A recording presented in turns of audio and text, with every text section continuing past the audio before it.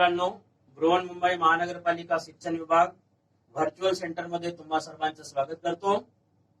मी virtual मार्गदर्शक Shri RD. भोपते sir. आज आपण मराठी अक्षर भारती या विषयातील एका घटकाचा अभ्यास या क्लासरूम मध्ये करणार आहोत। तर चला आज आपण या घटकाला सुरुवात करूया। इयत्ता 10वी स्थूल वाचन अंतर्गत जाता असताला ही कविता अभ्यासणार आहोत। या कवितेचे कवी, मूळ कवितेचे कवी गुरुदेव रवींद्रनाथ टागोर हे आहेत।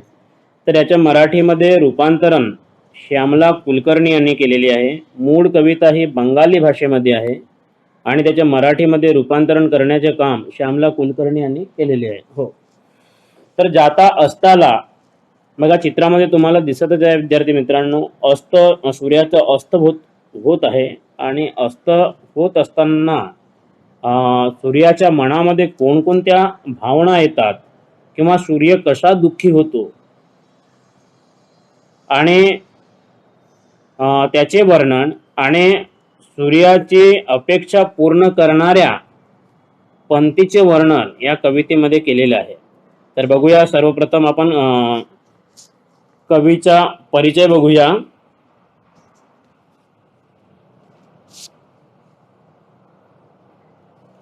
विश्वविख्यात बंगाली महाकवी गुरुदेव रवींद्रनाथ टागोर यांच्या बंगाली कवितेचे मराठीत स्वैर रूपांतर श्यामला कुलकर्णी यांनी केले आहे।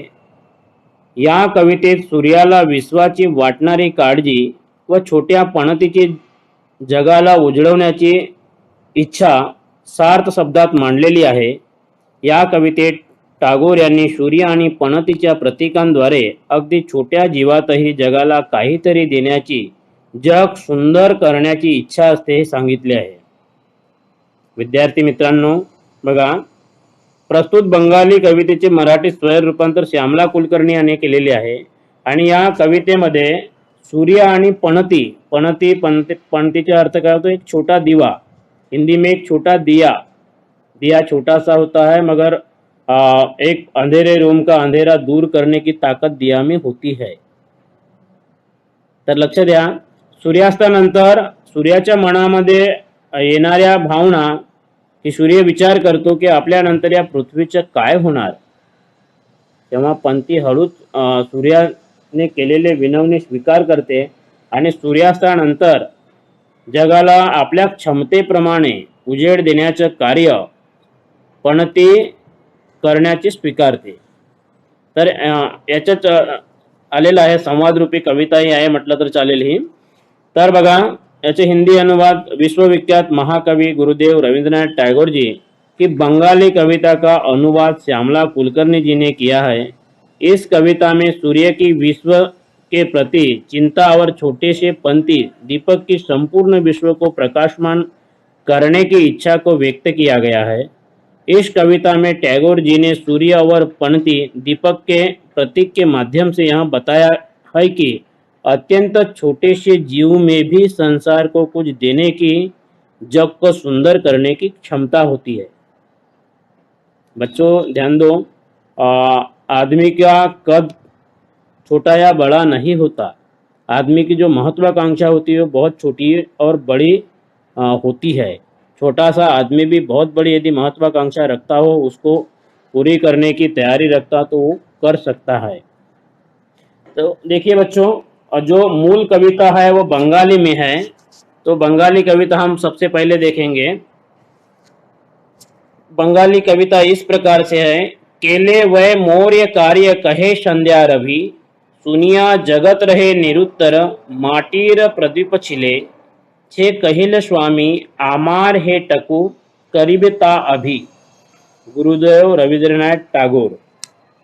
तो ध्यान दो, यह मूल बंगाली कविता है। हमें बंगाली भाषा समझ में तो नहीं आती, मगर इसका ही अनुवाद मराठी में श्यामला कुलकर्णी जी ने बड़े अच्छे से किया है। इसका अनुवाद निम्न प्रकार है, देखो।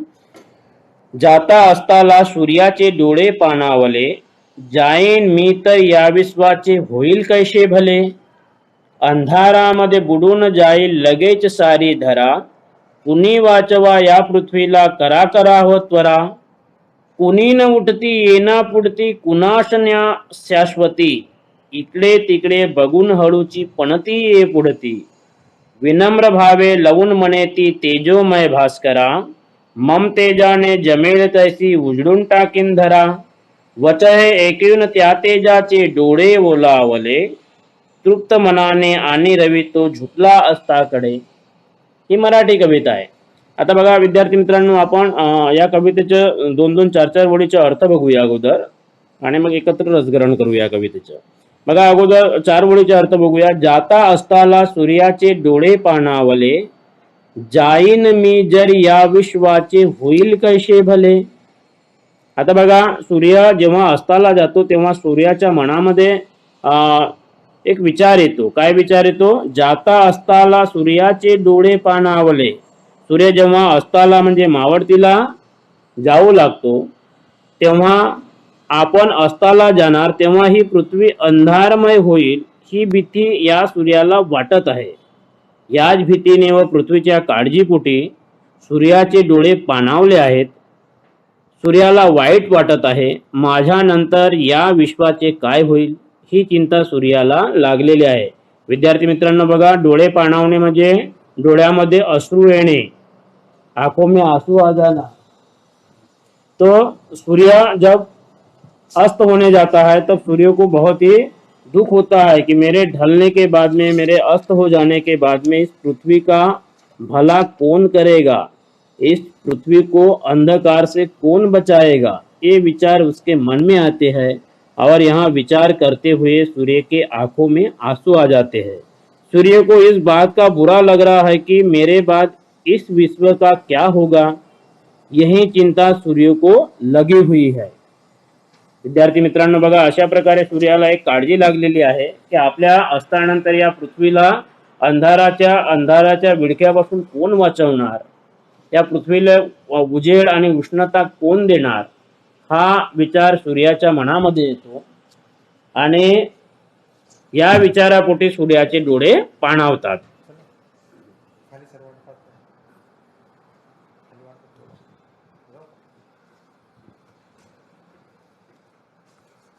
पुढील 4 ओळी बघूया आपण. अंधारामध्ये बुडून जाईल लगेच सारी धरा, कुणी वाचवा या पृथ्वीला करा करा हो त्वरा. आता बघा, सूर्याला काळजी होते. काय काळजी होते? अंधारामध्ये बुडून जाईल लगेच सारी धरा. धरा म्हणजे पृथ्वी. अंधारामध्ये बुडून जाईल लगेच सारी धरा, कुणी वाचवा या पृथ्वीला करा करा व त्वरा. त्वरा म्हणजेच घाई, जल्दी करना. धरा का मतलब होता है पृथ्वी, त्वरा का मतलब जल्दी करना, घाई करणे मराठीमध्ये. तर बघा, मावळतीला चाललेल्या सूर्याला आपल्यानंतर या पृथ्वीचे काय होईल ही चिंता लागली आहे. कारण अस्ताला गेल्यानंतर लगेच संपूर्ण पृथ्वी अंधारामध्ये बुडून जाईल असे सूर्याला वाटते. पृथ्वीची काळजी करणारे कोणीतरी हसायला हवे, तिला कोणीतरी वाचवायला हवे असे सूर्याला वाटते. त्यासाठी कोणीतरी पुढाकार घ्यावा, त्वरेने यावे असे सूर्याला वाटते. आता बघा, सूर्याच्या मनामध्ये असा विचार येतो की आपण बुडून जाऊ तेव्हा ह्या पृथ्वी ही संपूर्ण अंधारामध्ये बुडून जाईल. कारण की सूर्यास्ताबरोबर पृथ्वीवर अंधार पसरतो आणि म्हणून या अंधाराच्या भयापासून कुणीतरी या पृथ्वीला वाचवायला पाहिजे, कुणीतरी लगेच त्वरा करायला पाहिजे, कुणीतरी अंधारापासून पृथ्वीला वाचवण्याकरिता घाई करायला पाहिजे असं सूर्याला वाटते. हिंदी में इसका अनुवाद देखिए. अपने अस्त की ओर जाते हुए सूर्य को इस बात की चिंता हो रही है कि उसके जाने के बाद इस पृथ्वी का क्या होगा. उसे ऐसा लगता है कि जैसे ही वह अस्त हो जाएगा वैसे ही सारी पृथ्वी अंधकार में डूब जाएगी. कोई तो हो जो पृथ्वी की चिंता करे, कोई तो हो उसकी रक्षा करे, ऐसा सूर्य को लगता है. इस कार्य के लिए कोई तो शीघ्रता जल्दी से आगे आए क्योंकि सूर्य अब अस्त होने वाला है.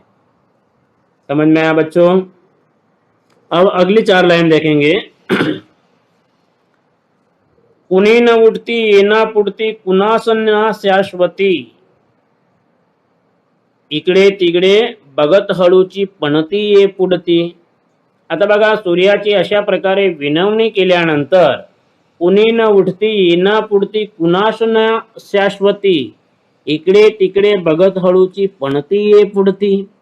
सूर्याने अशा प्रकारे कोणाला तरी विनवणी केली की कुणीतरी या पृथ्वीला या अंधकारातून वाचवा, तेव्हा कुणीही पुढे यायला तयार झाला नाही. इकडे तिकडे चोर नजरेने हळूच पंतीने बघितलं आणि ती हळूच घाबरत घाबरत पुढे आली आणि काय बोलली ते पुढच्या कडव्यामध्ये आहे. सूर्याच्या प्रचंड तेज असल्यामुळे त्याच्यासारखे प्रचंड कार्य कोणालाही जमणार नाही. या पृथ्वी तलावरील कोणीही सूर्याची जागा घेऊ शकत नाही. त्यामुळे कोणीही पुढे यायला तयार नाही, कारण पृथ्वीवरील अंधार दूर करण्याची कोणाकडेच ताकद नाही. तेवढ्यात हळूहळू मनाने धाडस करत इकडे तिकडे बघत एक पणती पुढे येते. खरे तर पणतीचा केवढा तो प्रकाश, पण ती पुढाकार घेते. अंधारल्या रात्री पृथ्वीवर थोडा प्रकाश देण्याची जबाबदारी ती स्वीकारते. ती तेवढे धाडस दाखवते. आता बघा, पृथ्वीला अंधारापासून वाचवण्याचे सामर्थ्य, सूर्यासारखे सामर्थ्य कुणामध्ये नाही. कारण की एवढ्या संपूर्ण पृथ्वीला एक सोबत हा सूर्य प्रकाशित करतो, ऊर्जा देतो, उष्णता देतो आणि उजेड पण देतो. एवढे कार्य करण्याची क्षमता दुसऱ्या कोणामध्येही नाही. हे बघून, कोणीही पुढे येत नसताना बघून पणतीने मात्र धाडस दाखवला आणि हळूच ते पुढे येऊन सूर्याला म्हणाली. आता काय म्हणते ते बघा, याचा हा हिंदी अनुवाद बघून घेऊया. सूर्य का अत्यंत तेज प्रकाश होने के कारण उसका विश्व को प्रकाशित करने का कार्य कोई नहीं कर पा रहा है. इस पृथ्वी पर कोई भी सूर्य की जगह नहीं ले सकता. किसी के पास भी इतनी हिम्मत नहीं है जो सूर्य की जगह ले सके. परंतु इतने में धीरे धीरे मन से हिम्मत भरकर आजू बाजू देखते हुए एक पंक्ति दीपक आती है. सच में देखा जाए तो उस छोटे से दीपक के पास कितना कम प्रकाश है, फिर भी वहाँ दीपक पंक्ति अंधेरी रात में पृथ्वी पर थोड़ा बहुत प्रकाश देने की हिम्मत दिखाती है या दिखाता है. बच्चों ध्यान दो, दिया एकदम छोटा होता है, मगर एक अंधेरे रूम में दिया जलाया जाए तो उस अंधेरे रूम का भयानक अंधकार अपने एक चिंगारी से, अपनी किरण से बहुत दूर करता है. इतना तो सामर्थ्य दिया में होता है कि अंधेरे को वहां दूर भगा सके. समझ में आया बच्चों? जो अंधेरा घना छाया हुआ होगा कहीं भी और उस अंधेरे में एक छोटा सा दिया लगाया जाए, मगर दिया का सामर्थ्य, दिया की शक्ति जितनी है उतनी जगह वहां प्रकाशित करेगा. मगर इतने बड़े अंधकार को दूर करने की ताकत दिया में भी होती है. अपने क्षमता के हिसाब से, अपने सामर्थ्य के हिसाब से थोड़ा बहुत अंधेरा दूर दिया से हो जाता है. तो इसी प्रकार से दिया ने हिम्मत जताई और सूर्य के आगे आ गया. सूर्य की विनती स्वीकार कर ली. आगे क्या बोलता है दिया, देखो.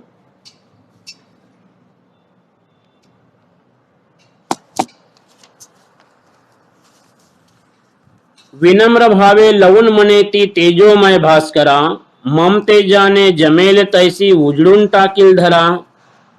आता बघा, सूर्यांची विनंती पंतीने स्वीकारली. ते सूर्याच्या पुढे आणली. विनम्र भावे लवून मनेती तेजोमय भास्करा, सूर्याला नमस्कार केला. सूर्याच्या पुढे नतमस्तक झाली. लवून म्हणजे नमस्कार करून, झुकून. आपण नमस्कार करतो बघा चित्रामध्ये दिलेल्या विद्यार्थी मित्रांनो, हात जोडून नमस्कार केले सूर्याला पंतीने आणि म्हणाली, काय म्हणाली? तेज लवून मनेती तेजोमय भास्करा, मम तेजाने जमेल तैसी उजळून टाकील धरा. मम तेजाने म्हणजे माझ्या तेजाने. आता बघा, सूर्यापुढे आकाराने अगदीच लहान असणारी पणती सूर्याचे प्रचंड तेज जाणते आहे, तरी ती धाडस करते आणि अतिशय विनम्रपणे सूर्यदेवाला नमस्कार करून म्हणते, हे तेजोमय भास्करा, तुझ्याकडे प्रचंड तेज आहे. मी बापडी लहानशी, माझ्याकडेही प्रकाश आहे, पण त्याची तुझ्याशी तुलना होऊच शकत नाही. मी माझ्याकडे असणाऱ्या थोड्याशा प्रकाशाने जेवढे जमेल तेवढी पृथ्वी उजळून टाकील. म्हणजे विद्यार्थी मित्रांनो बघा, पण ते सूर्यासोबत समोर येते, त्याला लावून नमस्कार करते, वाकून नमस्कार करते आणि म्हणते, त्याला काय म्हणते, मम तेजाने जमेल तशी उजळून टाकील जरा. हे तेजोमय भास्करा, तुझ्या एवढं सामर्थ्य, तुझ्यामध्ये तुझ्या एवढी ताकद माझ्यामध्ये नाही. तू प्रचंड आगीचा गोळा आहे. तू संपूर्ण पृथ्वीला सोबत प्रकाश आणि ऊर्जा देऊ शकतोस. मी तुझ्या मानाने एक थोकडी बापडी छोटीशी पणती आहे. तरी सुद्धा मी आपल्या सामर्थ्याने मला जेवढं जमेल त्या पद्धतीने मी या अंधारातून पृथ्वीला वाचवण्याचा प्रयत्न करीन. बच्चों ध्यान दो, हिम्मत बड़ी बहुत काम की चीज होती है. संकट कितना भी बड़ा आए उसमें हिम्मत जुटाना चाहिए.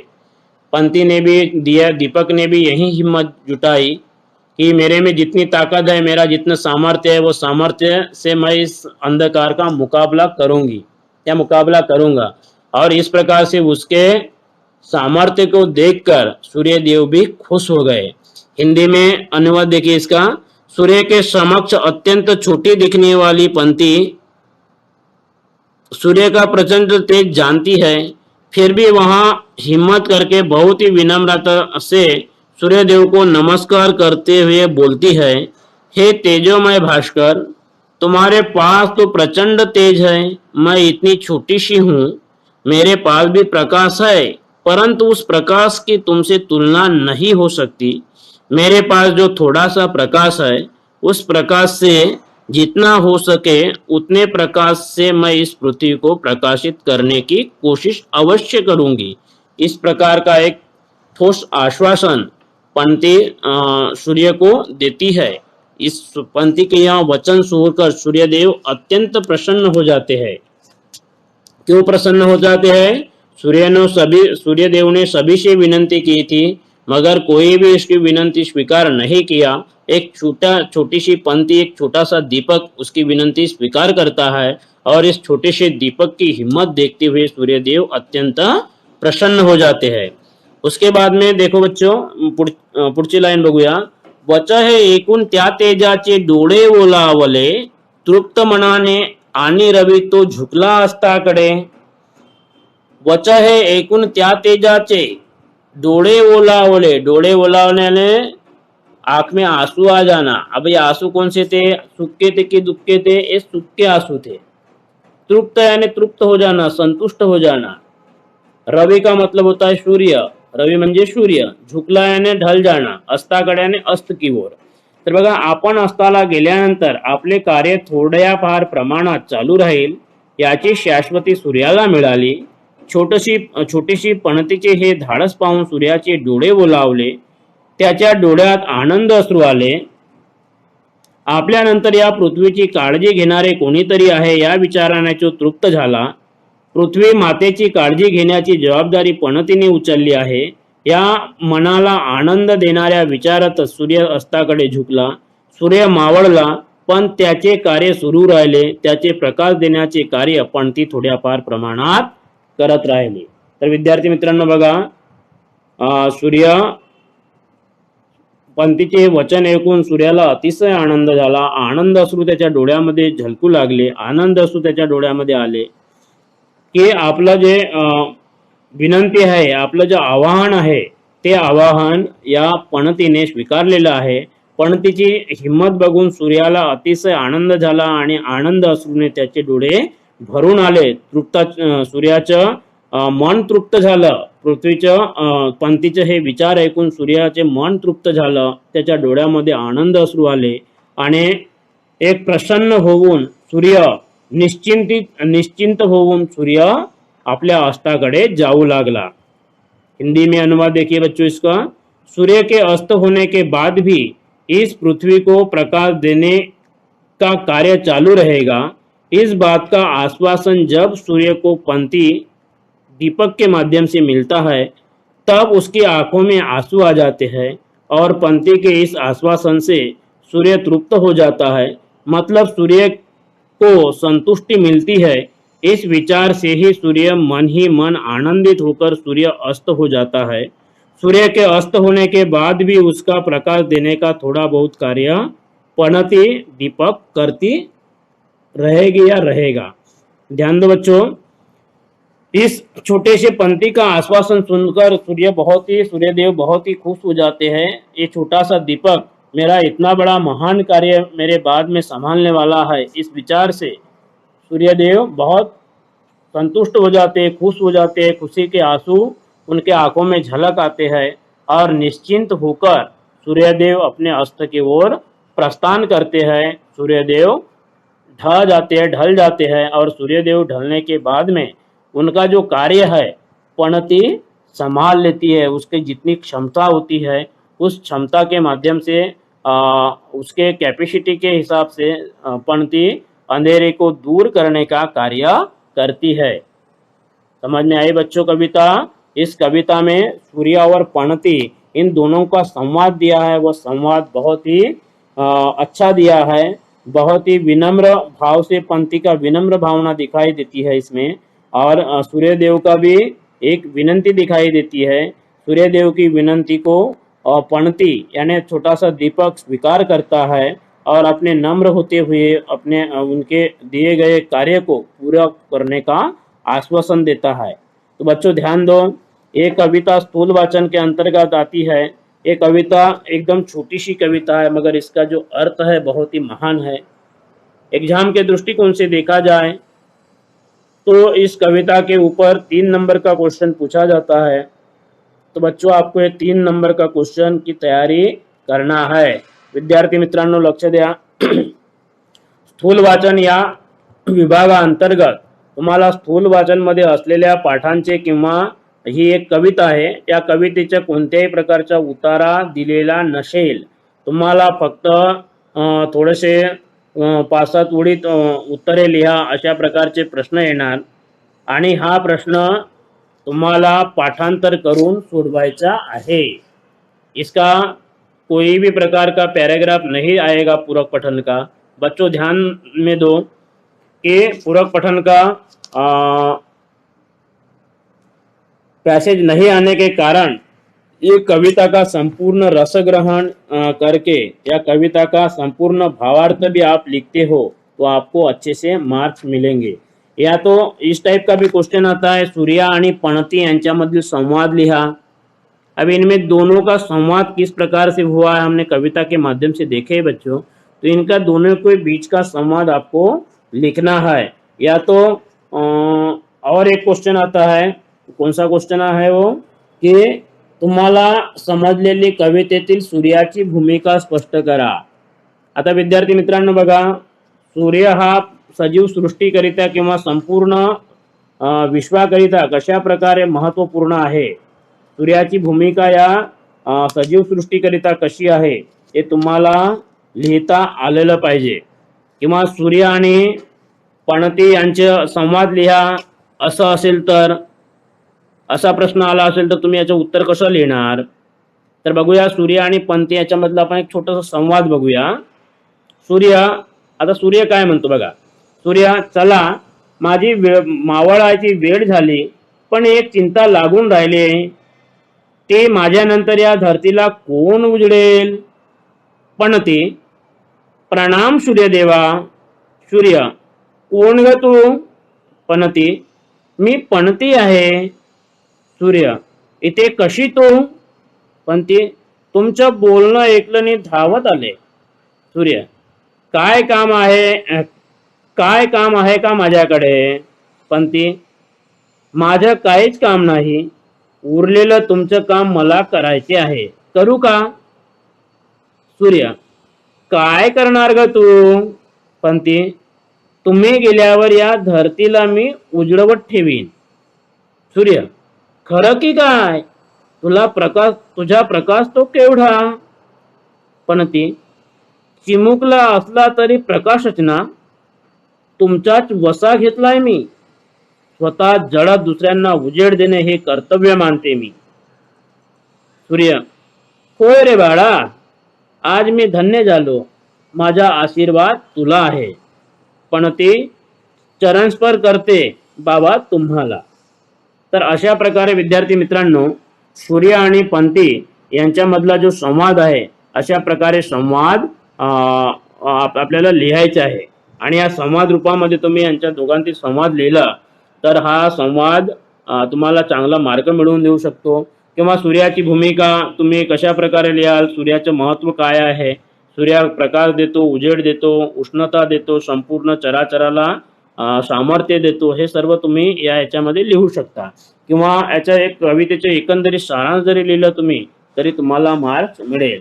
की पणतीचं आणि सूर्याचं संवाद लिहा, तर अशा प्रकारे आता तुम्हाला सांगितलं, अशा प्रकारे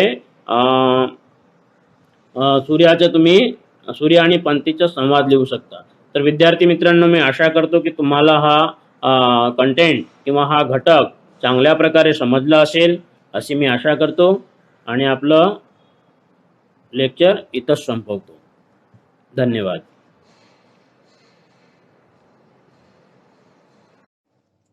तर अशा प्रकारे आज आपण या घटकाचा अभ्यास केलेला आहे. हा घटक सर्वांना उत्तम प्रकारे समजला असेल अशी मी आशा करतो. जर तुम्हाला हा घटक समजला नसेल तर आमच्या YouTube चॅनलवर तुम्ही हा पुन्हा बघू शकता. तुम्ही आमच्या YouTube चॅनलला लाईक करा व सबस्क्राईब करायला विसरू नका. तर पुन्हा भेटूया आपण पुढच्या घटकासाठी. धन्यवाद.